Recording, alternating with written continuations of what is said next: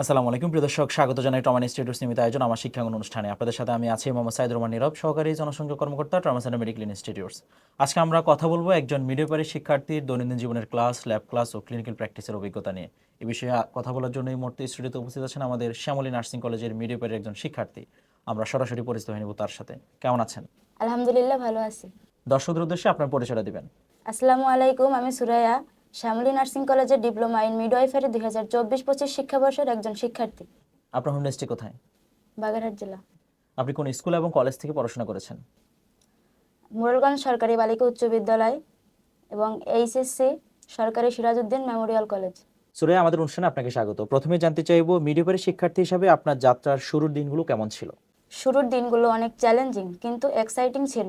নতুন বিষয়, নতুন পরিবেশ, সবকিছু একদম আলাদা।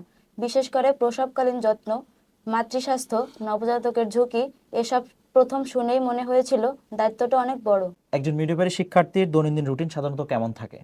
সকালে 8টা থেকে ক্লাস শুরু, তার আগে প্রস্তুতি, নোট চেক করা, দুপুরে ল্যাব সেশন, পরে যদি ক্লিনিক্যাল ডিউটি থাকে তাহলে হাসপাতালে যেতে হয়, রাতে আবার অ্যাসাইনমেন্ট, কেস স্টাডি। আপনাদের তাত্ত্বিক ক্লাসগুলোতে কোন কোন বিষয় বেশি ফোকাস করা হয়? মাতৃস্বাস্থ্য, antenatal care, postnatal care, normal delivery process, জটিল প্রসবের ঝুঁকি, family planning, all in depth. আমাদের শুধু মুখস্থ না, কনসেপ্ট ক্লিয়ার করানো হয়। মিডওয়াইফারি ল্যাবের কাজগুলো কেমন হয়? ল্যাব অনেক প্র্যাকটিক্যাল, প্রসব প্রক্রিয়ার ডেমো, নবজাতকের resuscitation, IUD insertion, suturing, vital sign monitoring, ম্যানিকিনের ওপর রিহার্সাল হয় যেন ক্লিনিকে গিয়ে ভুল না করি। আপনার প্রথমবার ক্লিনিক্যাল প্র্যাকটিসের অভিজ্ঞতা কেমন ছিল? ভয় আর উত্তেজনা দুটোই ছিল। প্রসূতি মায়েদের সঙ্গে কাজ করা বড় দায়িত্ব। স্টাফ নার্স, সিনিয়ররা অনেক সাপোর্ট করেছেন। প্রথমবার কোনো মায়ের নর্মাল ডেলিভারি পর্যবেক্ষণ করার অনুভূতি এখনো ভুলতে পারি না। ক্লিনিক্যাল প্র্যাকটিসের কোন বিষয়টি আপনার কাছে সবচেয়ে বেশি চ্যালেঞ্জিং মনে হয়েছে? জরুরি জটিল case, excessive bleeding, abstract labour, 1 second দেরি করা যায় না।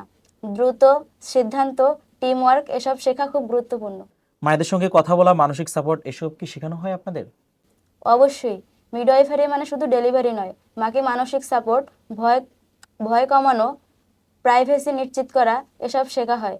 রোগীদের সঙ্গে হিউম্যান কানেকশনই আমাদের সবচেয়ে বড় স্ট্রেংথ। অ্যাসাইনমেন্ট আর কেস স্টাডির চাপ কি বেশি? হ্যাঁ, কারণ প্রতিটি কেসই বাস্তব রোগীর উপর ভিত্তি করে, তাই অনেক মনোযোগ দিয়ে কাজ করতে হয়। তবে এগুলো শেখায় বাস্তব অভিজ্ঞতার সঙ্গে তাত্ত্বিক জ্ঞান মিলাতে। আপনার মতো একজন ভালো মিডওয়াইফার হওয়ার জন্য কি কি গুণ থাকা প্রয়োজন?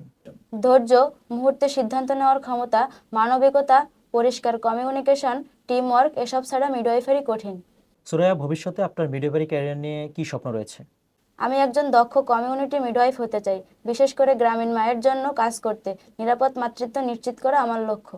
সুরাইয়া, আপনাকে অসংখ্য ধন্যবাদ আপনার সুন্দর অভিজ্ঞতা আমাদের সাথে শেয়ার করার জন্য। পাশাপাশি আপনাকে আবারও ধন্যবাদ জানাই আমার শিক্ষাঙ্গন অনুষ্ঠানে এসে সুন্দর আলোচনা করার জন্য। আপনাকে অসংখ্য ধন্যবাদ এত সুন্দর একটা অনুষ্ঠানে আমাকে আমন্ত্রণ করার জন্য।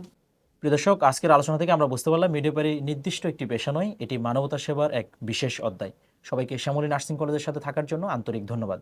আজকের মতো এখানে শেষ করছি, দেখা হবে পরবর্তী পর্বে। ততদিন ভালো থাকুন, সুস্থ থাকুন।